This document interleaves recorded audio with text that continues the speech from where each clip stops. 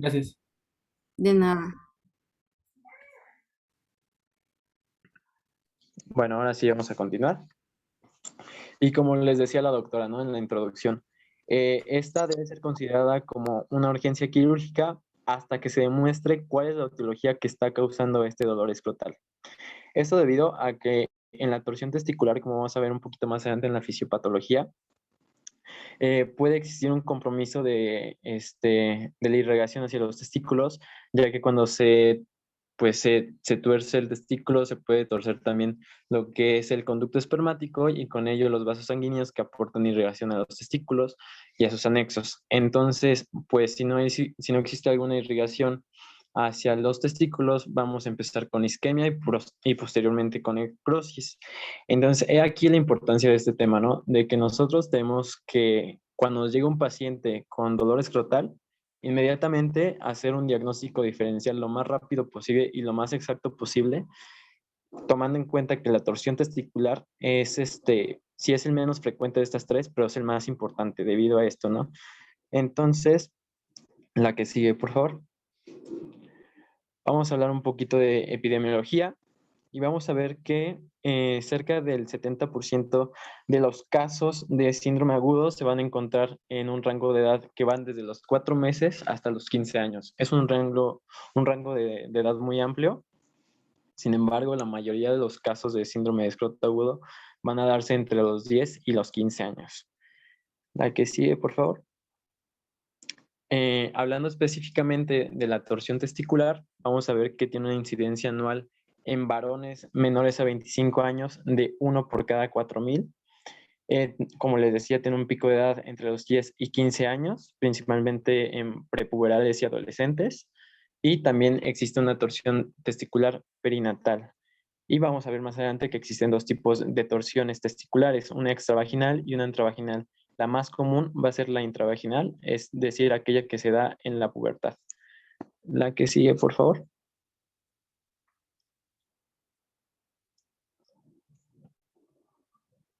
La que sigue. Listo. Entonces, factores de riesgo. Vamos a hablar de los factores de riesgo. La que sigue, por favor. Van a ser muchos los factores de riesgo. Vamos a ver que en primer lugar, las deformidades anatómicas son el principal factor de riesgo que existe tanto en la torsión testicular como en la torsión de los anexos testiculares, de los apéndices testiculares. Esto pues porque va a darle mayor movimiento al testículo y va a ser más propenso a que exista una torsión. Por otro lado, vamos a ver que otro factor de riesgo es el incremento del volumen testicular, ya sea por la edad, porque como nosotros sabemos, pues en la adolescencia, en la pubertad, va a haber un aumento de andrógenos, de testosterona, lo que va a hacer que el testículo aumente de tamaño y esto también sea un factor de riesgo para que este testículo se tuerza, ¿no? Tumores de cualquier índole, un antecedente de criptorquidia también es un factor de riesgo importante y pues variaciones anatómicas como un cordón espermático alargado o cosas por el estilo, ¿no? Variaciones anatómicas que nos puedan ocasionar una torsión testicular. También la existencia de apéndices testiculares, como lo vamos a ver más adelante, es un factor de riesgo. La orquidopexia y la biopsia testicular, el traumatismo directo, perdón, es otro de los factores de riesgo. La que sigue, por favor.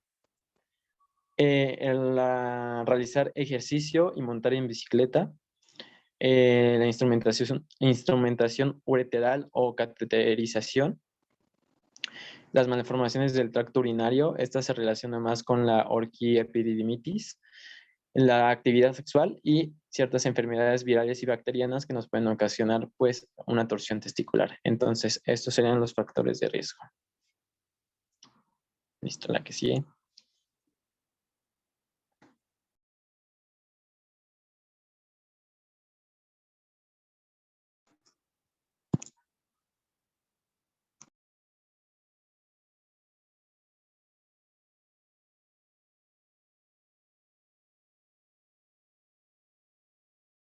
Perdón, no se estaba activando mi micrófono. Entonces, ahora vamos a abordar lo que es la etiología. Bien, ya la abordó mi compañero Abraham. Y bueno, una clasificación que encontramos es dependiendo su origen. Como podemos ver en la tabla que está a la derecha, Esta se puede clasificar en vascular, infecciosa, traumática, sistemática y dermatológica, por patología de vecindad o ya una causa mixta. Como lo hemos estado viendo, lo más común llega a ser una causa vascular, que es donde se encuentra la torsión del cordón espermático y la torsión de los apéndices testiculares. Las otras son bastante raras. Sin embargo, aquí es importante hacer énfasis en la etiología infecciosa cuando se trata de una orquitis y una epididimitis para llevar un correcto diagnóstico y tratamiento de dicha patología. Y bueno, les digo que las otras son bastante raras, de un 85 al 95% de un síndrome de escroto agudo vamos a tener estas tres en el orden que ya les había mencionado, Abraham. La siguiente, por favor.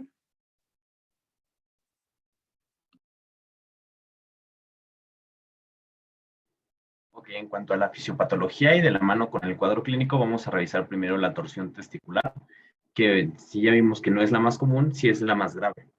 Y bueno, aquí lo que ocurre va a ser que el testículo va a rotar sobre su eje longitudinal y con ello va a generar la torsión y por tanto la compresión del cordón espermático. De hecho, el término torsión del cordón espermático sería un término más adecuado para esta entidad. Y bueno, como ya nos comentaban en la etiología, vamos a tener dos tipos de esta. La más común, que va a ser la torsión testicular intravaginal. Esta va a ser responsable de un 90% de los casos y va a afectar a prepúberes y adolescentes entre los 10 y los 18 años. En sí, lo que desencadena la torsión testicular no siempre es una causa bien definida. Se dice que puede ser actividad física intensa o incluso durante la actividad sexual, pero también llega a presentarse incluso cuando los pacientes duermen. Por lo tanto, la causa como tal no está bien definida. Sin embargo, algo que es común en estos pacientes es que se encuentra una alteración anatómica que se conoce como testículo embalajo de campana. En este caso, lo que ocurre es que la túnica vaginal, de forma fisiológica, se va a adherir al borde posterolateral del testículo y con ello lo fija. Sin embargo, en los pacientes que tienen esta alteración, que llega a ser hasta un 12% de los varones, esta inserción se da a nivel cefálico en el polo superior del testículo. Por lo tanto, como vemos en la imagen de la izquierda, el testículo tiene una mayor movilidad, puesto que únicamente se encuentra fijado en el polo superior, cercano al cordón espermático. Esto pues claramente va a condicionar una mayor movilidad y una mayor predisposición a que tenga una torsión. El otro tipo de torsión testicular es la extravaginal. Esta va a ser característica o un hallazgo perinatal y ocupa más o menos el 10% de los casos. En ella el problema va a estar en la inserción de la túnica vaginal o la adhesión de la túnica vaginal a la pared escrotal. Esto, como sabemos, va a estar dado por el gubernaculum, que posteriormente va a ser el ligamento escrotal. Aquí pues tenemos que en la menor parte de los casos puede ser que el gubernaculum sea muy largo o esté laxo y esto permite un mayor movimiento, pero en la mayoría de los casos es que esta torsión testicular va a ocurrir antes de que finalice el descenso testicular. Entonces el gubernaculum aún va a estar largo y esto va a permitir que ciertos movimientos del producto o incluso el momento del parto, el testículo pueda rotar sobre su mismo eje, generando así la torsión testicular. Ambas vías pues nos van a llevar a la compresión del cordón espermático y con ello a la compresión de las estructuras vasculares que tiene. Primero se va a manifestar la compresión venosa, principalmente por el plexo pampiniforme, y esto nos explica el cuadro clínico.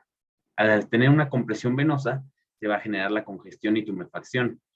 Este aumento en la presión, además de la obstrucción arterial, va a generarnos la isquemia de todo el testículo. Esto va a explicarnos el intenso dolor que van a presentar estos pacientes. Y bueno, finalmente, si esta urgencia quirúrgica no es atendida de forma oportuna, en aproximadamente 8 a 12 horas se genera la necrosis del tejido. Y bueno, perdón.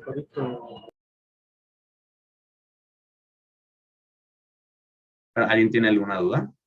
¿O iba a comentar algo? Creo que no, Luis. Sé que no. Ok, perdón. Y bueno, ya revisando como tal el cuadro clínico, vamos a tener que este va a ser caracterizado por un dolor intenso de inicio brusco, que va a ser difuso en todo el hemiscroto afectado, esto porque todo el testículo está sufriendo esta isquemia y por lo tanto este dolor va a ser difuso. Va a irradiar a la región inguinal o incluso hipogastro. Este dolor llega a ser tan fuerte que suele acompañarse de náuseas y vómito, incluso alguna bibliografía refiere que este dolor puede llegar a ser incapacitante, impidiendo la deambulación de los pacientes. En la exploración física, pues vamos a encontrar, como podemos ver en la imagen, un hemiescroto eritematoso, bastante dematizado, y que va a ser además muy doloroso la palpación. Aquí los signos clínicos importantes va a ser el de Gouverneur, que va a ser positivo. Esto quiere decir que vamos a tener un testículo fijo, que se va a encontrar elevado y horizontalizado. Además, vamos a poder palpar el epidídimo en la cara anterior. Y por otra parte, otro signo que debemos de evaluar es el signo de Pren. Este signo consiste en elevar el testículo, y cuando este es positivo, al elevar el testículo va a haber una disminución del dolor que presenta el paciente. En este caso, esto no va a ocurrir, por lo tanto, tenemos un signo de Pren negativo. También el reflejo cremastérico va a encontrarse abolido, e incluso en algunos casos que tengan pocas horas de evolución, se va a llegar a palpar la torsión misma del cordón antes de que el edema sea suficientemente significativo para evitarnos palpar. En el caso de la torsión extravaginal que se va a encontrar en pacientes perinatales, pues el testículo se va a encontrar firme. Este por lo regular es indoloro, va a presentar hidrocele tanto en el hemiescroto afectado como en el contralateral, y comúnmente se suele reportar como un testículo no descendido. No siempre llega a reportarse como tal la torsión testicular. Bueno, otra de las etiologías que mencionamos dentro de las más comunes va a ser la torsión de los apéndices testiculares. Estos apéndices son remanentes del conducto de Wolff o el conducto de Müller. Entre ellos, los más importantes va a ser el apéndice testicular, ya que este va a estar presente hasta en un 95% de los pacientes. El segundo de estos es el apéndice epididymario, que está presente en el 7%. Los otros dos, aunque también llegan a persistir y a generar torsión de apéndice testicular, son muy poco frecuentes, por lo tanto no se consideran. Y bueno, aquí lo que ocurre es muy similar a lo que acabamos de ver. Como vemos, estos apéndices tienen esta fórmula pediculada o forma de lágrima, que también se refiere, y por lo tanto, esta forma genera que, predispone a que haya una torsión de este mismo sobre su pedículo vascular. Una vez que este pedículo sufre esta torsión, igual va a tener una compresión de las estructuras venosas y arteriales que lo irrigan, y con ello va a llegar a isquemia y posteriormente a la necrosis de este tejido, como podemos ver en la imagen de la izquierda. En este caso, el dolor va a ser también de inicio brusco. Sin embargo, a diferencia de la torsión testicular, este sí va a estar localizado en el polo superior, ya que aquí es donde se encuentran con más frecuencia los apéndices testiculares y epididymario. Este no suele acompañarse de náuseas y vómito y es muchísimo más tolerable. En la exploración física, pues vamos a tener esta masa palpable debido a la congestión del apéndice entre el testículo y la cabeza del epidídimo. Aquí el signo clínico característico es el signo de punto azul, que es el que podemos ver en la imagen de la derecha. Lo que vamos a hacer es tensar la piel sobre la zona afectada y, bueno, vamos a alcanzar a divisar este punto azul en el polo superior del testículo, que va a corresponder al apéndice que se encuentra necrosado. Y, bueno, en casos más evolucionados puede haber un edema escrotal, incluso tan importante que pueda dificultar la exploración de estos pacientes. Y bueno, en el último caso, entre las etiologías más frecuentes se encuentra la orquiepididimitis. Esta, pues como su nombre lo dice, va a ser la inflamación secundaria a un proceso infeccioso que va a tener el epidídimo y por contigüidad también el testículo. En este, la mayor parte de las veces se debe a un ascenso retrógrado de las bacterias en una infección de vías urinarias bajas o secundario a enfermedades de transmisión sexual. Sin embargo, esta no es la única vía. También, principalmente las orquitis que se presentan sin epididimitis, tienden a tener una vía de diseminación hematógena. Aquí los principales agentes etiológicos que vamos a encontrar van a depender de la edad de los pacientes, pero sobre todo de si presentan o no actividad sexual. En los pacientes que presentan actividad sexual, lo más común es encontrar Clamidia trachomatis, Neisseria gonorrea, pero también E. coli. Mientras que en pacientes sin actividad sexual o niños, es más común encontrar Mycoplasma pneumoniae, enterovirus, adenovirus, aunque también podemos encontrar otras enterobacterias como E. coli. También tenemos algunas causas virales como la parotiditis o bacterias que son intrahospitalarias como las pseudomonas. Aquí hay algunos factores de riesgo para estos pacientes es que presenten alguna alteración anatómica que promueva pues, el ascenso de estas bacterias o también que hayan tenido una exploración que involucre la manipulación de la uretra. Y bueno, en cuanto al cuadro clínico de esta entidad, vamos a tener que también presentar el clásico dolor y tumefacción del hemiscroto que está afectado. Sin embargo, aquí la característica específica del dolor es que va a tener una intensidad creciente y progresiva. También va a irradiar hacia el cordón espermático como las demás, pero aquí va a ir aumentando poco a poco. Un 20% de estos pacientes llega a tener fiebre y también vamos a orientar nuestro diagnóstico hacia una orquiepididimitis o una epididimitis cuando tengamos presencia de sintomatología urinaria, como puede ser la disuria, el tenesmo, colaquiuria o incluso uretritis. En la exploración física, pues como podemos ver en la imagen de la derecha, vamos a tener el aumento de volumen, vamos a tener un engrosamiento y hiperalgesia del epididimo que se puede extender a lo largo del cordón espermático. Y bueno, en cuanto a signos clínicos, aquí va a ser muy importante que el signo de PREM va a ser positivo. En un paciente que tenga una epididimitis, nosotros al elevar el testículo, el dolor que presenta este paciente debe disminuir o abolirse.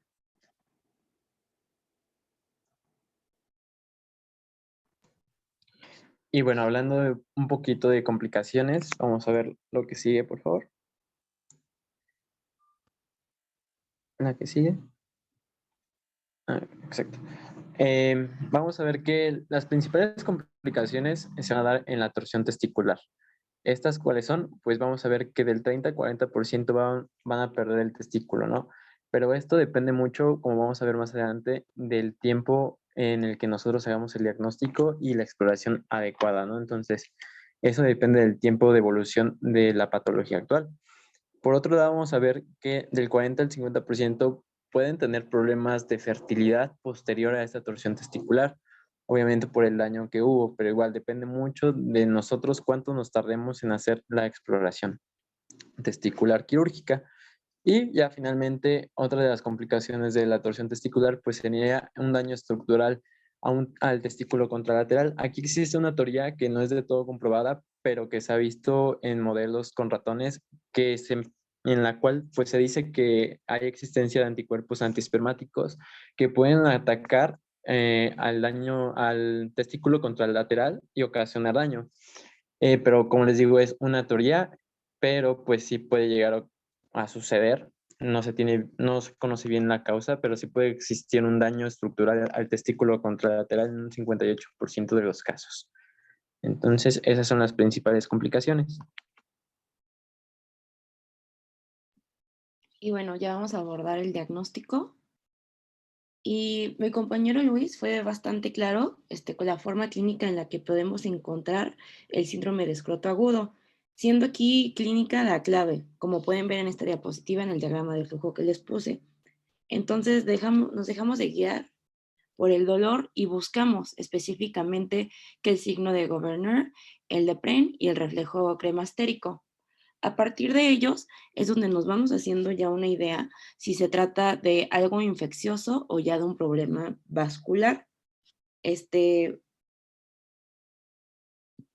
La siguiente, por favor. Aquí les puse el diagrama de flujo que viene en la guía de práctica clínica, que de primera instancia nos pregunta si hay un reflejo cremastérico presente y a partir de ahí ya nos guía sobre otras herramientas que nos podemos hacer valer, que sería el ultrasonido Doppler, que en un momento se los voy a explicar. ¿Me puedes dar a la siguiente, por favor? La siguiente. Y muy bien. El ultrasonido Doppler aquí va a ser nuestra mejor herramienta para abordar al paciente y darle el mejor tratamiento y tratar de no ser tan invasivos al hacer una cirugía exploratoria. El ultrasonido Doppler se describe como el gold standard en la guía de práctica clínica en cuanto al abordaje del escroto agudo. Tiene una sensibilidad que va del 63 al 100%, una especificidad del 97 al 100%, con un valor predictivo del 100%. Y bueno, es muy importante igual hacer valer el ultrasonido Doppler siempre acompañado de la clínica para ir encaminados qué es lo que queremos encontrar o qué es lo que estamos buscando. Igual recordemos que aquí lo que vamos a valorar es la vascularidad. ¿Le podemos dar clic a la siguiente, por favor? Y bueno, en cuanto a la torsión testicular, vamos a ver que todo se va a dividir en diferentes fases, dependiendo a cómo ha evolucionado esto. Una fase aguda es desde el momento en que sucedió hasta las 4 horas posteriores. Si realizamos el ultrasonido en este periodo, en esta ventana, prácticamente podríamos ver que no hay lesiones y que todo está normal, ya que el flujo no ha sido interrumpido por un largo tiempo. Sí vamos a poder ver la anatomía intraescrotal y la vascularización, que luego llega a ser positiva por las arterias. Sin embargo, debemos esperar un poco para ver cómo evoluciona este cuadro, perdón. Y bueno, el flujo arterial es típico en la torsión, mientras que la hipervascularización es típica cuando vamos a ver unas lesiones ya inflamadas. ¿Le puedes dar clic, por favor?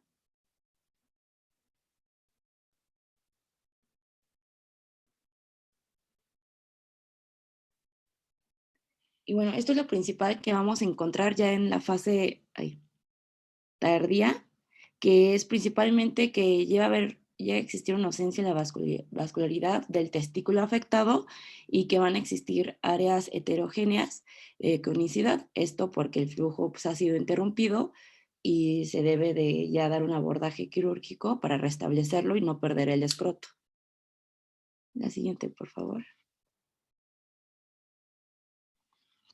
Aquí, en cuanto a la torsión de los anejos testiculares, como les hemos ido mencionando, no es de gran importancia o de tanta urgencia como llega a ser de la torsión del cordón espermático.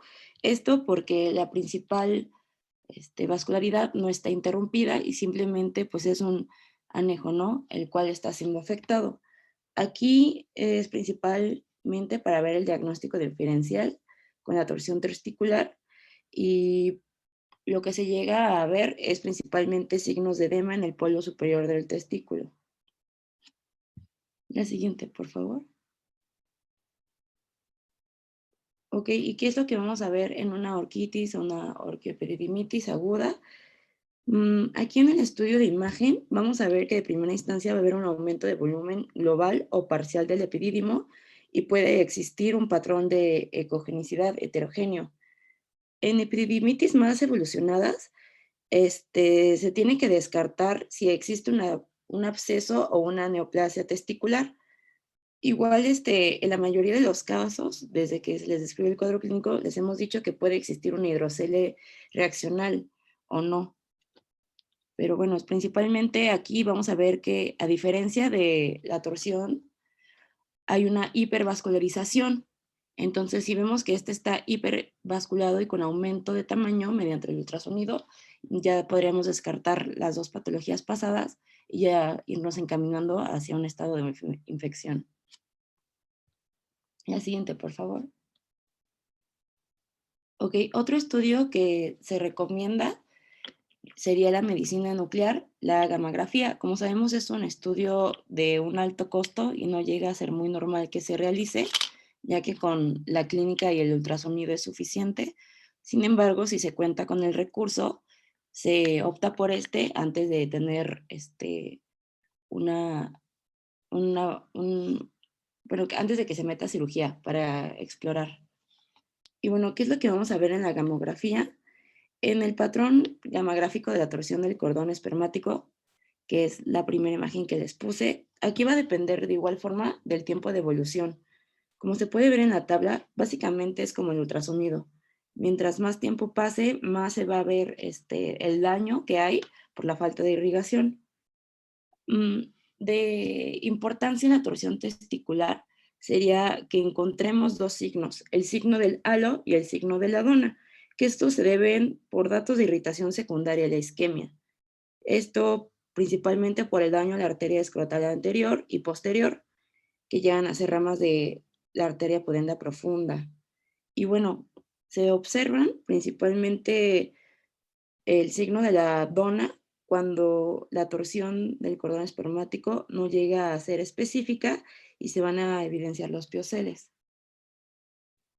En cuanto a la torsión de los anejos testiculares o los apéndices testiculares, de igual vamos a dividirlo en la fase vascular y tisular, en donde en una fase aguda se va a encontrar de forma normal y ya en una fase vascular podemos encontrar una discreta, pues sí, un discreto aumento en el volumen y en el flujo. En la fase ya tisular vamos a poder encontrar una discreta hiperemia y podría o no encontrarse un defecto fotopénico, pero este ya sería focal, o sea, específicamente en donde se encuentra el anejo testicular que ha sido torcido. En cuanto a la epididimitis, igual se recomienda una gamografía. En una fase vascular temprana, podemos encontrar el aumento de flujo en los vasos del cordón espermático, y en una fase tisular vamos a ver que va a haber un incremento difuso, ya sea en las partes blandas, que en ocasiones podría involucrar al escroto contralateral. Pero bueno, en se le puede ver la tira de plomo que llega a ser necesaria para evaluar los testículos y poder definir si la infección está en un testículo o ya es bilateral. La siguiente, por favor. Y la exploración complementaria o estudios que podríamos pedir sería un hemograma, específicamente ya para la epididimitis, para poder conocer cuál sería el organismo que está causando pues, la infección y darle un tratamiento correcto. ¿Qué es lo que vamos a encontrar? En el hemograma vamos a ver que va a existir leucocitosis, principalmente desviación a la izquierda, que pues es obvio, ¿no? Porque existe una infección, y si es por una infección de transmisión sexual, esta llega a ser un poco más discreta. Igual podríamos encontrar sedimento urinario cuando se detecte la piuria en la mayor parte de los casos. Al conocer la etiología y saber que normalmente podríamos encontrar un microorganismo gram negativo, podríamos igual observar una bacteria franca, y en este caso, pues el urocultivo que le mandemos a hacer, pues va a ser positivo, lo que ya sería como la prueba diagnóstica definitiva para la epididimitis. Sin embargo, igual existe un grupo de pacientes en el que el sedimento urinario no va a mostrar alguna alteración, aunque exista el síndrome miccional, y podría estar asociado a algún contagio sexual. La siguiente diapositiva, por favor.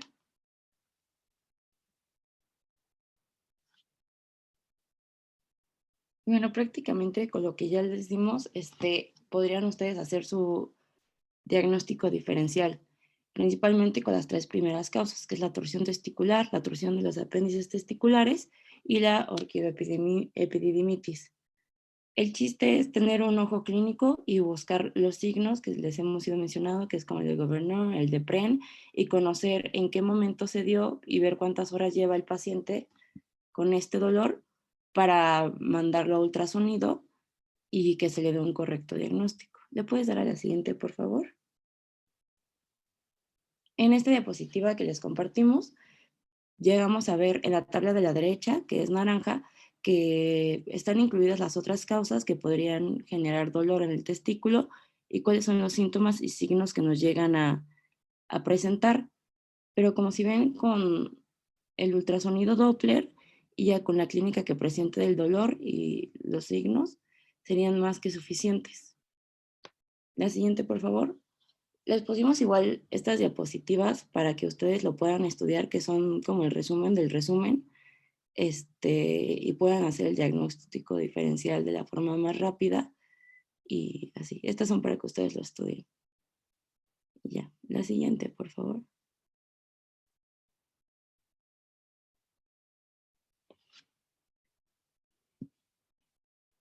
Y bueno, ahora vamos a hablar un poco más del tratamiento. La que sigue, por favor. Bueno, primero vamos a abordar el tratamiento de forma individual para cada causa. El tratamiento para la torsión testicular, como ya sabemos, es una urgencia quirúrgica que requiere un tratamiento quirúrgico precoz para garantizar la viabilidad de este testículo. Entonces, el tratamiento está en grado de factores principales que van a darnos la predicción del daño testicular, que van a ser el grado de torsión de este testículo y el tiempo de evolución que lleve su padecimiento.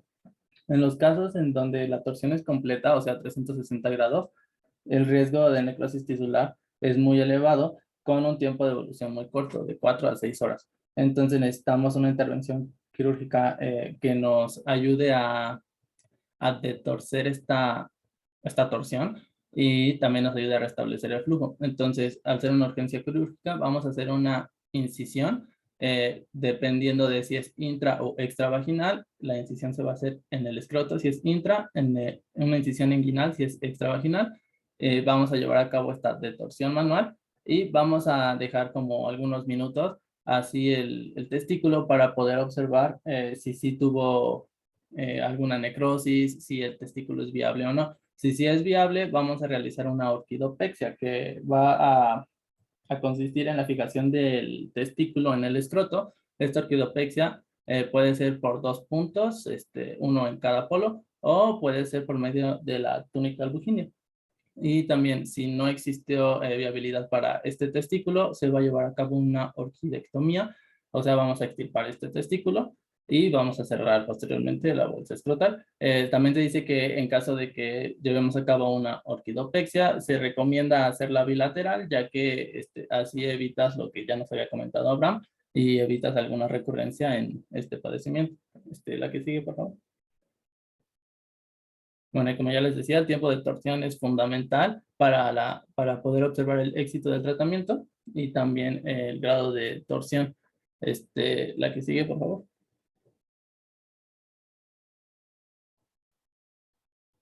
Creo que no se ven. Ah, sí, listo. Son 2 videos pequeños donde se explica más o menos o se puede observar mejor estas técnicas que ya les habíamos dicho.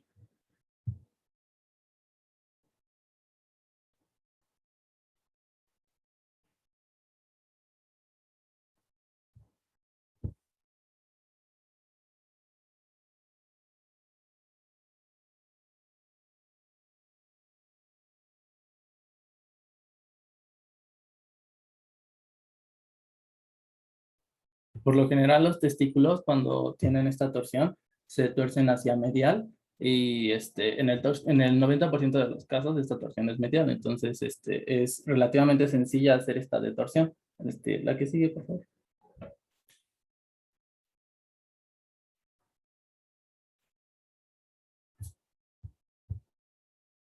Este video sí es más largo, dura como 4 minutos.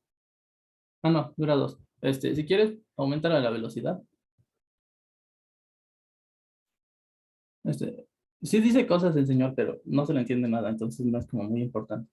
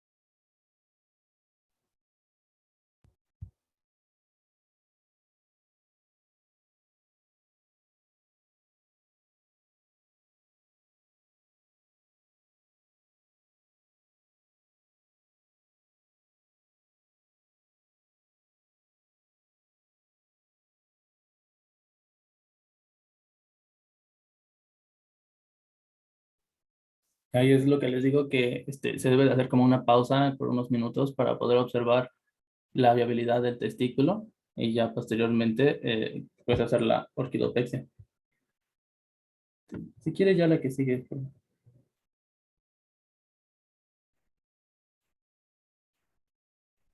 Y bueno, también hay otra técnica manual de la detorsión, o sea, sin un procedimiento quirúrgico.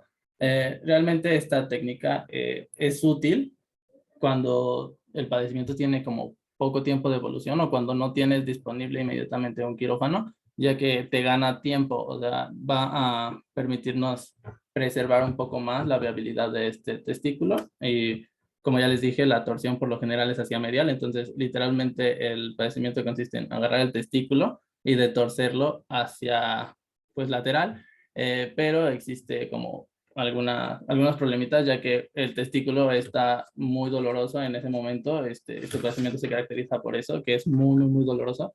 Y también por eso mismo se debe de aplicar como alguna analgesia.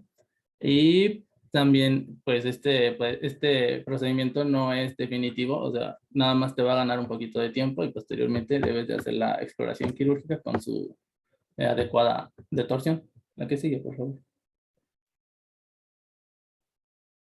Bueno, el tratamiento para la epididimitis u orquiepididimitis es un tratamiento meramente sintomático. Se recomienda el reposo y un tratamiento farmacológico que va a ser un tratamiento antibiótico en caso de que no sospeches de alguna enfermedad de transmisión sexual. Este tratamiento antibiótico consiste en amoxicilina con ácido clavulánico, 50 a 100 miligramos por kilogramo por día. Ese es el tratamiento de primera línea. De segunda línea, las cefalosporinas de segunda o tercera generación. Y de tercera línea, las quinolonas. Y si existe alguna sospecha de la enfermedad de transmisión sexual, la ceftriaxona con acitromicina en una dosis de 500 miligramos vía intramuscular o intravenosa, seguida de la doxiciclina 100 miligramos por cada 12 horas por 14 días. Ese es nuestro tratamiento de primera línea. El de segunda línea es la levofloxacina y el de tercera la ofloxacina. La que sigue, por favor. En la torsión de apéndice testicular o hidrátil testicular, el tratamiento también es meramente sintomático. Se recomienda reposo y analgesia para que tengan esta mejora progresiva en 7 a 10 días. Esta analgesia, pues el medicamento de primera línea siempre va a ser el paracetamol y el segundo el ibuprofeno, y se va a observar a este paciente. Si el dolor persiste por más de 2 semanas, pues tenemos la indicación de hacer un Doppler para poder observar pues alguna posible complicación y realizar un tratamiento quirúrgico. Y las indicaciones para este tratamiento quirúrgico es que exista el dolor refractario al tratamiento, como ya les comenté, o episodios recidivantes de esta torsión de apéndice testicular. El tratamiento para un traumatismo testicular, pues es reposo y analgesia igual, o incluso antiinflamatorio en caso de que se requiera. Y para el edema escrotal idiopático, habitualmente no requiere un tratamiento porque desaparece o por sí solo. La que sigue, por favor. Bueno, eso es, me imagino que ya habían mostrado. La que sigue, por favor. Y bueno, el pronóstico de estos pacientes, la que sigue, por favor. Es bueno para la vida, evidentemente. Para la torsión testicular, pues existe un pronóstico reservado en cuanto a su función, porque si existe, bueno, si ya esta torsión es de un grado elevado y tiene un tiempo antes de tratarse muy prolongado, puede existir un daño parenquimatoso y con su consecuente infertilidad o subfertilidad. Y para la torsión del apéndice testicular y la epididimitis o la orquiepididimitis tiene un buen pronóstico para la función y la fertilidad bajo el tratamiento correspondiente. La que sigue, por favor. Bueno, un caso clínico rápido para ver si quedó claro todo. Es un paciente de 8 años de edad que acude al servicio de urgencias por un dolor en testículo izquierdo, más intenso en su mitad superior, de intensidad progresiva a lo largo del tiempo. Este padecimiento lleva de 10 a 12 horas de evolución y refiere a un aumento del dolor con la deambulación. A la exploración física se confirma este dolor intenso a la palpación del polo superior en el testículo izquierdo, que se encuentra normoposicionado y móvil. A la transiluminación se observa un ligero hidrocele, el reflejo cremasteriano está conservado y la exploración del testículo derecho no arroja alguna alteración. Como antecedentes, el paciente refiere únicamente infección en las vías respiratorias altas 2 semanas previas al inicio del dolor testicular. Y bueno, este caso clínico lo vamos a resolver con la siguiente tablita, por favor. Siempre que llegue un paciente con síndrome de escroto agudo, lo primero que vamos a preguntar es si hubo un traumatismo. Si sí existió el traumatismo, bueno, pues vamos a tratarlo conforme a ese traumatismo. Si el dolor es leve o el traumatismo fue leve, pues un reposo y el tratamiento sintomático. Y si fue moderado o intenso, realizamos una ecografía para observar que no exista alguna lesión. Si no existió algún traumatismo, pues vamos a irnos meramente a la clínica. Vamos a observar primeramente las características del dolor. Si el dolor es súbito e intenso, pues podemos irnos más hacia una torsión testicular. Si este dolor está restringido al polo superior, si vemos que es progresivo, si vemos que el testículo todavía está móvil, podemos irnos más hacia la torsión de hidátide. Y si este dolor también es como progresivo, está restringido al epidídimo, si tiene signos inflamatorios, si tiene clínica urinaria, bueno, podemos sospechar más de una epididimitis o una orquitis. También hay que recordar los signos de PREM, que ya nos habían dicho, el signo de, bueno, todos los de reflejos cremasterianos, porque recordemos que el único padecimiento que tiene signo de PREM positivo va a ser la orquitis o epididimitis. El único padecimiento que va a tener el reflejo cremasteriano abolido va a ser la torsión testicular. Entonces eso también nos puede ayudar un poquito hacia la clínica y ya posteriormente se da el tratamiento que corresponda a cada patología. En este caso, el paciente tenía una torsión de hidratidium orgánico. La que sigue, por favor. Y ya finalmente los criterios de referencia, ¿no? La que sigue, por favor. Entonces, lo que nosotros debemos hacer es nunca retrasar el diagnóstico ni el tratamiento, y una vez que nosotros tengamos la sospecha, pues siempre tenemos que evaluar, bueno, siempre tenemos que mandar a estos pacientitos con cirujanos pediatras o cirujanos urólogos pediatras. Es lo que nos menciona la guía de práctica clínica, que nunca nos lo queremos nosotros, que siempre se vayan a cirugía pediátrica, ¿ok? Y pues ya sería prácticamente todo de nuestra parte.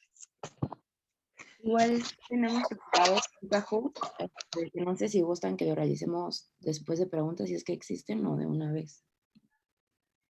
Espérame tantito, mejor vamos a ver ahorita si existe algún tipo de pregunta entre tus compañeros y esto vamos viéndolo ahorita en un momento más. Chicos, ¿alguna pregunta? O si no, yo doy los puntos primordiales que deben de salir de este tema, que es escroto agudo. Pues ya saben que implica lo que ya les habían comentado sus compañeros, una torsión testicular real, una torsión de apéndices y también lo que sería la orquiepididimitis. Esto es muy importante que lo entiendan, porque si hacen un mal diagnóstico, aquí les puede conllevar desde una demanda hasta, vamos, muchísimas situaciones que pueden ir en perjuicio del niño y también de ustedes. Aquí es importante que ustedes tengan todo esto bien edificado y que hayan comprendido perfectamente bien las diferencias, porque esto puede conllevar a situaciones tan serias como la pérdida del testículo de un paciente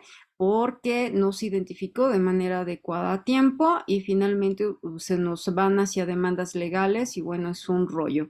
Entonces, díganme, estamos aquí, podemos empezar a ver preguntas y si no, me dicen y yo les doy el cierre de qué es lo que tienen que saber específicamente o puntualizarlo, porque ya lo dieron muy bien sus compañeros, pero hay que puntualizar algunas situaciones. Doctora, yo tengo una duda. ¿Por qué harías una distorsión anual si ya le vas a dar un tratamiento quirúrgico al paciente? Esto es muy importante, no se hacen distorsiones manuales, ¿eh? O sea, eso Okay.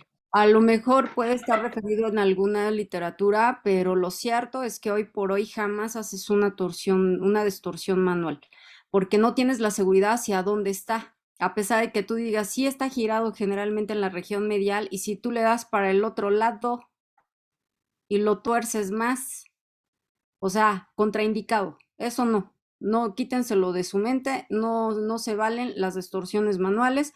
Además de que el paciente pediátrico que llega con este tipo de situación y que es una torsión testicular real, llega con un dolor impresionante, o sea, no lo puedes ni tocar. Entonces, no, distorsiones manuales no se hacen. ¿Ok? Bien tu pregunta. ¿Quién más? Gracias, doctora.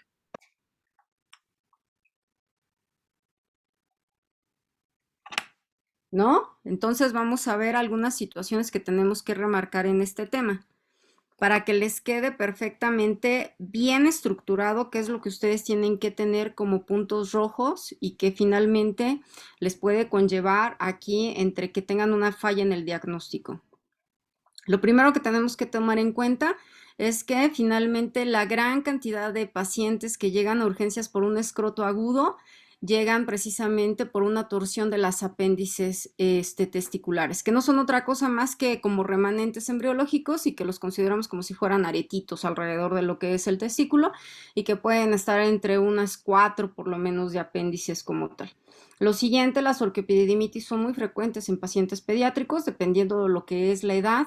Si entre más chiquitos son, es mucho más importante todo el grupo de las virales, que en este caso pueden ser enterovirus, adenovirus, coxsackie-virus, podemos llegar a tener también las paperas, o en este caso las parotiditis, que ustedes los conocen, son las causantes principales de orquiepididimitis, y en algunos casos ahora ya la vemos cada vez más lejana, pero la púrpura de Heno-Schönlein también nos estaba dando una situación de orquiepididimitis.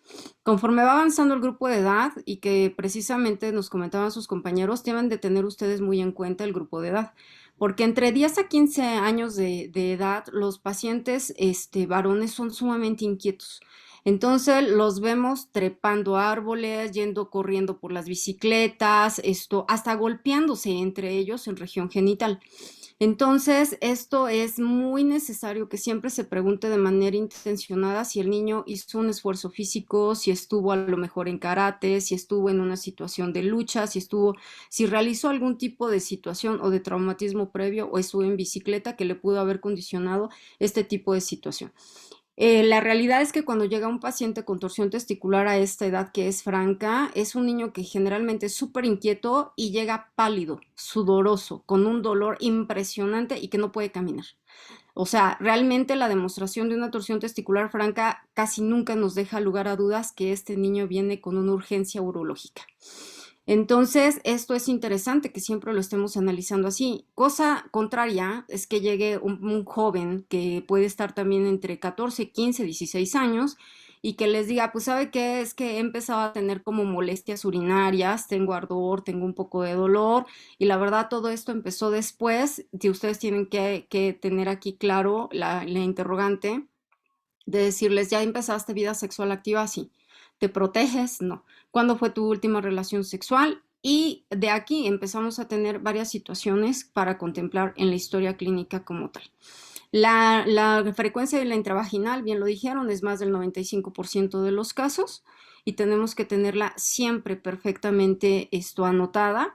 Cuando hay una torsión testicular franca, uno de los principales factores que se tienen totalmente catalogados y es el badajo de campana, porque como queda sujeto el testículo a nivel de lo que es la región superior, finalmente está muy móvil, sumamente móvil. Entonces, cualquier tipo de situación extra que hagan los adolescentes bruscas puede condicionar una torsión testicular real. ¿Qué es importante? Uno, pues saber qué estoy tratando y qué grupo de edad estoy tratando. Si es un niño de 3 años de edad que les dice la mamá, tuvo una infección de vías aéreas superiores, además estuvo pues con una situación en la que yo le veía los ganglios muy inflamados, pues seguramente pues es una orquiepididimitis. Si ustedes tocan al bebé y pues sí está un poco doloroso, pero sin embargo pues tenemos un antecedente muy claro de este tipo de situación. No importa que a pesar de que ustedes vean aparentemente con claridad esto, siempre en escroto agudo tienen ustedes que llevar a cabo un ultrasonido testicular. ¿Por qué? Porque ustedes tienen que protegerse. O sea, aquí no es de que finalmente es que lo tengo muy sumamente clarísimo y que no. Si ustedes están aquí, es su deber que sí hagan un ultrasonido testicular. Si ustedes piensan que tienen tiempo, ojo, porque otra vez, aquí depende mucho de la historia clínica. Si yo tengo al niño que llega de 10 a 15 años y me dice, ¿sabes qué? O sea, no se puede ni parar y está en un grito, entonces ese niño ya no se van ustedes a esperar a que, señora, vaya a llegarle un ultrasonido y después regresa con el ultrasonido y cuando tenga el ultrasonido lo voy a... No. Cuando ustedes vean este tipo de situaciones, incluyendo lo que les comentaron sus compañeros, un pre-negativo, eso quiere decir que yo levanto el testículo y no se dio el dolor, está el dolor en toda su intensidad, esa agua pasa por mi casa, o sea, ese paciente tiene que ser referido inmediatamente a segundo o tercer nivel. O sea, no se lo quedan ustedes ni le están diciendo, a ver, vamos a ver primero el ultrasonido. Una cosa que fue interesante que lo narraran, pero que en la vida real no es así, es que no tenemos de 10 a 12 horas para poder evaluar y diagnosticar al paciente. Todo paciente que llega con un escroto agudo van contra el tiempo. Entonces, tienen menos de 6 horas para hacer un diagnóstico específico y exacto y evitar que el paciente pueda perder el testículo. Entonces, por eso les comento a ustedes, si con ustedes llega un paciente con características de un dolor agudo, que tiene reflejo cremasteriano ya totalmente abolido, que tiene además de esto lo que es el reflejo de PREN, que es negativo, el Gobernau, que es positivo, entonces pues finalmente no se lo van a quedar, se deriva inmediatamente a segundo nivel donde hay un cirujano pediatra. Los cirujanos pediatras lo pueden llevar a cabo bien, el subespecialista ideal pues es el urólogo pediatra. Los cirujanos generales no. O sea, en general no deben de tocar el paciente pediátrico, porque les voy a comentar que cuando yo estuve un tiempo en la antigua 25 que se cayó después del terremoto del 17, llegó un paciente que tenía situación de torsión testicular, que el ultrasonido marcaba que sí tenía una disminución importante del flujo vascular y entró por necesidades de que no lo pudieron nunca trasladar a un tercer nivel y no había cirujano pediatra, entró un cirujano general. Entonces resulta ser que el buen cirujano general quitó el testículo que no era. O sea, increíblemente quitó el testículo que no era. O sea, es una cosa que finalmente, pues con esto, evidentemente, pues el niño ya perdió totalmente ambos testículos, ¿no? Entonces, es una tragedia para el niño y para toda su familia. Entonces, aquí siempre recordando que es lo mejor del paciente, ¿no? Tenemos que sacar todo lo mejor del paciente y ver en qué condiciones son las que nosotros lo vamos a tener. Le dieron mucha importancia al gamagrama. El gamagrama no se utiliza. O sea, eso es un hecho. Aquí no tenemos ese recurso, el gamagrama es tiempo perdido, o sea, lo que tenemos que hacer es evaluar rápidamente por historia clínica, el cuadro clínico, el ultrasonido, pedir de inmediato una valoración a cirugía pediátrica o al urólogo pediatra, si es que lo hay, y empezar a hacer de inmediato todo este tipo de situaciones. Cuando yo les he preguntado a los urólogos que determinen si van o no a meter al paciente, porque puede ser una torsión de un apéndice y que en algunas ocasiones los libros marcan que se pueden reabsorber sin mayor problema, la respuesta de todos tanto los urólogos como de los cirujanos pediatras es contundente, o sea, ellos no se esperan, es mejor abrir, entrar y explorar a dejar un paciente entre que sí puede ser un apéndice, porque a veces hasta a ellos les causa confusión, entre que puede ser un apéndice o una torsión testicular.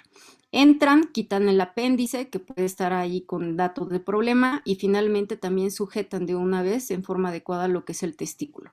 Entonces, este tipo de situaciones se llevan a cabo en no más de 6 horas. Ustedes van contra el tiempo. Cuando ustedes ven un escroto agudo, tienen que hacer un diagnóstico lo más rápidamente posible. Si ustedes ven que el niño tiene todos los datos sugestivos, no de una orquiepididimitis más que, sino que finalmente están viendo que está teniendo un dolor impresionante porque tiene descarga neurovegetativa. Los niños llegan con vómito, llegan con sudoración y llegan con mal estado general. Entonces, esta pues es evidente que es una torsión testicular real. Entonces, agua pasa, o sea, se tiene que ir inmediatamente a segundo y tercer nivel. Nunca se lo queden ustedes. Ustedes lo que les toca es sospecharlo, diagnosticarlo y enviarlo. O sea, esto es a la velocidad de la luz, ¿ok? Pregunta, chicos. No, doctora. Creo que mi no, parte doctora. Creo que no, No, doctora. doctora. Gracias. ¿Les quedó claro? Esto es muy importante porque cuando vienen los exámenes, generalmente recuerden esto, o sea, lo dieron bien sus compañeros en la situación de tener siempre lo que son los signos muy, muy mentalizados. El signo de gobernado positivo, el signo de Apren negativo y lo que es la pérdida de reflejo cremastoriano, sin lugar a dudas, junto con los antecedentes en historia clínica y ver al paciente en ese momento que los niños, a diferencia de los adultos, porque los adultos son muy mañosos, que finalmente pueden decir, es que me duele y no es para tanto.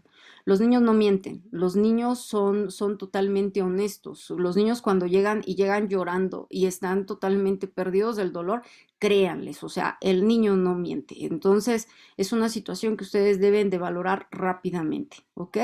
Y ahora sí, no sé qué querían hacer sus compañeros, lo pueden hacer, a ver cómo nos va. Sí, doctora, es un Kahoot, no sé si ya lo haya utilizado, yo creo que sí. Sí, sí lo he utilizado. A ver, háganselo a sus compañeros, lo pueden ustedes realizar ahorita.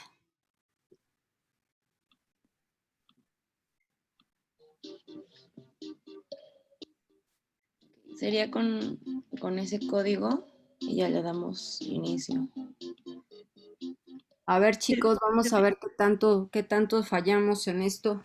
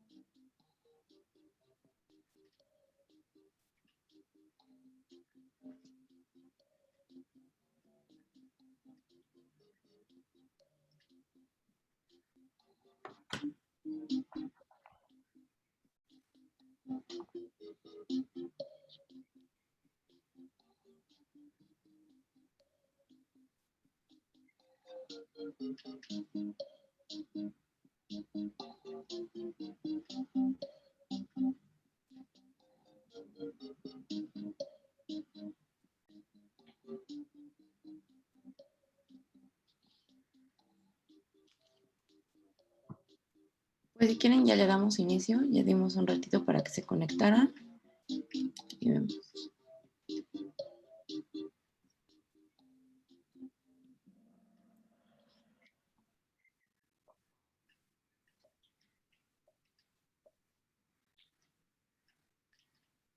Es una urgencia quirúrgica.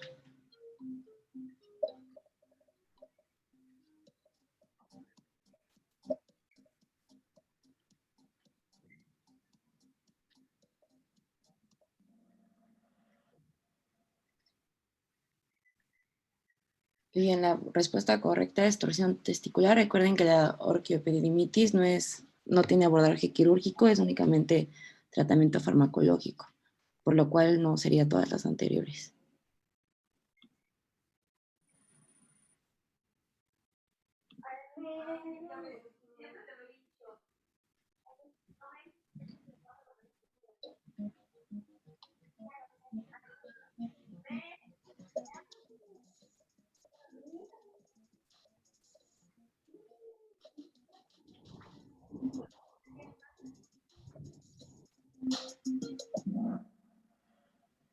Y muy bien, los factores más importantes para que haya un éxito en el tratamiento es el tiempo transcurrido y el grado de rotación testicular, que es en sí ver la vascularidad del testículo.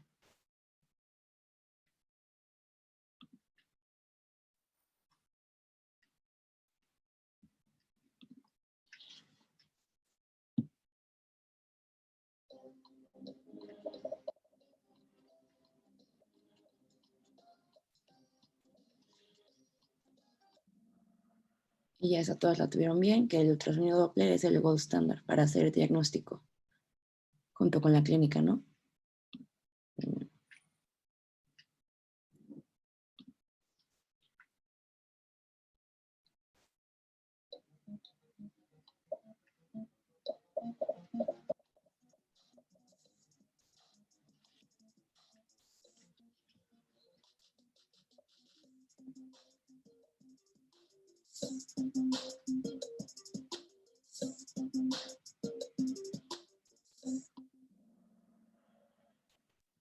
Y bien, la mayoría la tuvo bien, que lo más común que vamos a encontrar en el escoto agudo es la torsión de los apéndices testiculares.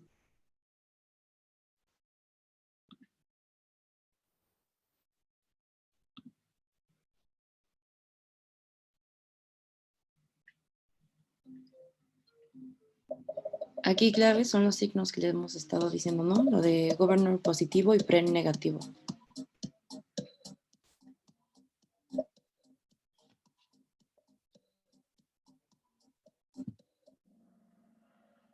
Ya recordando qué significa cada uno, ¿no? Que el del Governor es la horizontalización del testículo y el Pren que no se da el dolor ante la elevación.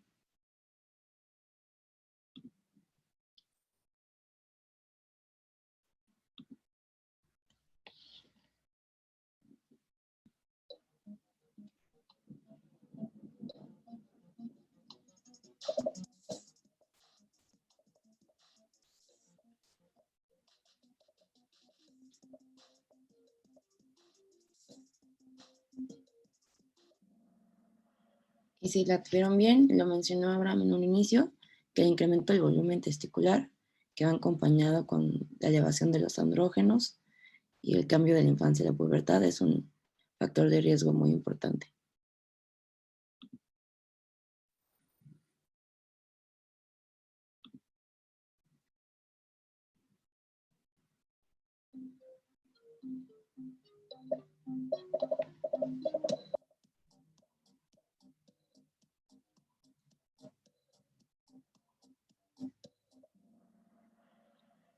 Y ya la tuvieron bien, que lo importante es el tratamiento farmacológico en esta enfermedad.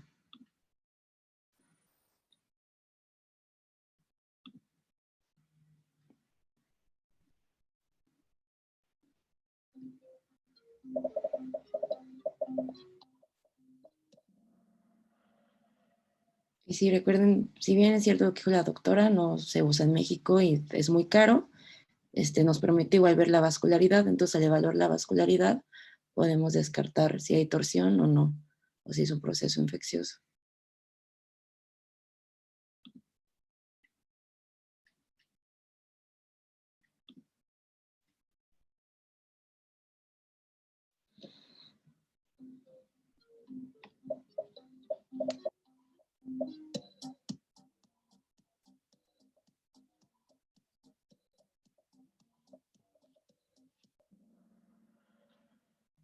Y el apéndice más común es el apéndice testicular, que se los mencionó Luis, que me parece que es más de un 90% que se llega a presentar. Y esto sería todo. ¿Quién ganó? Que tengan puntos extra. Joyce en tercer lugar. Chicuen.